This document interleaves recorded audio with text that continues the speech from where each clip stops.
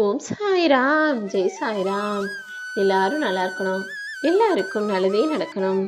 அன்பு குழந்தையே, உனக்காக நீ ஆசைப்பட்டபடி உன் பிரார்த்தனையை நிறைவேற்றுறதுக்கான காலகட்டத்தை நான் குறிச்சிட்டேன்.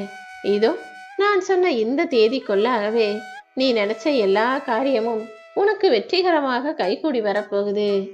எப்போ என் வாழ்க்கையில நல்லது நடக்கும் சாயப்பா, எனக்கு எப்போ ஒரு நல்ல வழி காட்டுவீங்க, என் பண கஷ்டத்தை எப்போது போக்குவீங்க, என் மனசுல இருக்க இந்த எதிர்பார்ப்பை எப்போ நடத்தி கொடுப்பீங்கன்னு எத்தனையோ கேள்விகளோடும் இது நடக்குமோ நடக்காதுன்ற குழப்பத்தோடும் காத்திருக்கும் உனக்கு எல்லா காத்திருப்பு காலத்தையும் முடிச்சு வைக்க வந்துட்டேன்.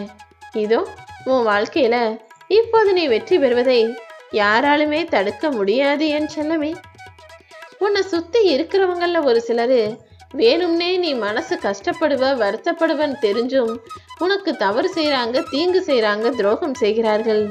அப்படி தெரிந்தே தவறுகளை செய்பவர்கள் நீ பாதிக்கப்படுறன்னு தெரிஞ்சும் தான் செய்கிறாங்க. அதனால அவங்க ஒருபோதும் திருந்தவும் மாட்டாங்க, செஞ்ச தப்புக்காக வருந்தவும் மாட்டாங்க. ஆனால் அவங்க கெட்டவங்களா இருக்காங்கன்றதுக்காக நான் அவங்கள விட்டு வச்சிட மாட்டேன். கூடிய சீக்கிரம் அவர்களை திருத்தி அவர்கள் வாழ்க்கையை நேர்மையான நியாயமான நல்வாழ்க்கையை வாழும்படி அவர்களுக்கு உரிய தண்டனையையும் புத்தியையும் நான் புகட்டுவேன் என் செல்லுமே. இப்போதைக்கு நான் சொல்ற அறிவுரைகள் உங்களுக்கு பல பேருக்கு புரியறதில்ல. ஆனா கஷ்டப்படும் போது இதைதான் அன்னைக்கு சாயப்பா சொன்னாங்களோன்னு யோசிக்கக்கூடிய அளவில் நிச்சயமாக எல்லா விஷயங்களும் உங்க மனசுக்கு புரிய வரும். பலமுறை நான் மீண்டும் மீண்டும் சொல்றேன், நீ நல்லதை நினை, உனக்கு நல்லதே நடக்கும்னு. ஆனா நீங்க நல்லதை நினைக்கிறீங்க, உங்களுக்கு நினைக்கும் போது நல்லதை நினைக்கிறீங்க, அடுத்தவங்களுக்கு நினைக்கும் போது அவன் எப்படி போனா எனக்கு என்னன்ற மாதிரி அடுத்தவன் வாழ்க்கையில் கெடுதல் செய்வதற்கும் கேடு செய்வதற்கும் கொஞ்சம் கூட அஞ்சாதவர்களாக பல பிள்ளைகள் இந்த பூமியில வாழ்ந்துக்கிட்டு தான் இருக்கீங்க. என் அன்பு பிள்ளையே, கெட்டதை நீ யாருக்கு நினைச்சாலும் உனக்கு தான் அது நடக்கும்.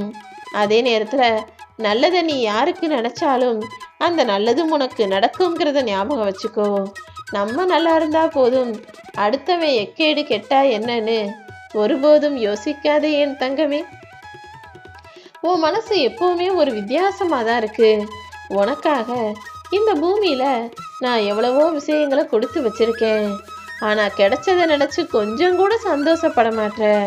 ஆனா கிடைக்காத விஷயங்களை நினைச்சு ஏங்கி ஏங்கி எதற்காக தவித்து போகிறாய்?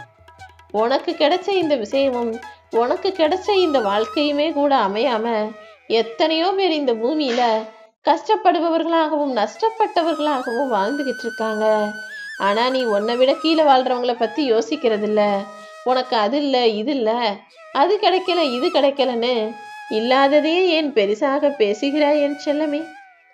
தோல்வி உன்னை துரத்துது, நீ என்ன செஞ்சாலுமே அது சரியா நடக்கல, எல்லா விஷயங்களும் முன்னுக்கு பின் முரணாக நடந்து உன்னை அதிர்ஷ்டக்கட்டையாக ஆக்கியிருக்குன்னு நீ நினைச்சுக்கிட்டு இருக்க.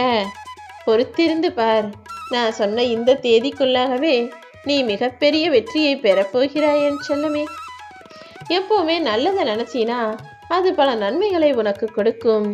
ஒரு மரத்துல இருந்து அதை வெட்டி வெட்டி செதுக்கி பல கோடிக்கணக்கான தீக்குச்சிகளை தர செய்ய முடியும். ஆனா பல கோடிக்கணக்கான மரங்களை அழிப்பதற்கு ஒரு தீக்குச்சியில் வைந்து வருகிற அந்த ஒளியே போதுமானது தானே. எப்போதுமே எதையுமே அழிப்பது சுலபம், ஆக்குவதுதான் மிகவும் கஷ்டம். முதல்ல உன் வாழ்க்கையில இருக்கிற கெட்ட விஷயங்களை அழிச்சிட்டு நல்ல எண்ணங்களை, நிறைவான எண்ணங்களை உனக்குள்ள அதிகப்படுத்திக்கோ. பணம்ங்கிறது வெறும் காகிதம்தான். ஆனா இப்போதெல்லாம் அதுதான் பயங்கரமான ஆயுதமாக இருந்து மனிதர்களை பிரித்தாலும் சூழ்ச்சியில் செய்யுது. இந்த உலகத்தையும் இந்த உலகத்துல இருக்கிற மனிதர்களையும் கட்டுப்பாட்டுக்குள்ள வச்சிருக்கிற அந்த பணத்தை என் கட்டுப்பாட்டுக்குள் நான் கொண்டு வர போறேன். எதெல்லாம் உனக்கு தேவையானதா இருக்கோ, எதெல்லாம் உனக்கு நடக்காம நீ கஷ்டப்படுறியோ, அது எல்லாத்தையுமே நான் உனக்கு நடத்தி கொடுப்பேன் என் செல்லமே. உனக்கு தேவையான செல்வ வளத்தை உண்டாக்கி உன் பண கஷ்டத்தை போக்கி கடன் பிரச்சனையை தீர்த்து உன்னுடைய மனமகிழ்ச்சியை கொண்டு வர வேண்டியது என்னுடைய பொறுப்பு. 2 வயசு ஆகிறதுக்கு முன்பாகவே நீ நல்லா பேச கற்றுக்கிட்ட. ஆனால் அதுக்கப்புறம் இத்தனை வயசாயிடுச்சு. ஆனால் இன்னும் கூட எப்படி யார்கிட்ட பேசணுன்றத இன்னும் நீ கற்றுக்கொள்ளவில்லைன்னு நினைக்கும் போதுதான் எனக்கு கஷ்டமா இருக்கு. சீக்கிரமே எல்லாத்தையும் தெரிந்து கொள்.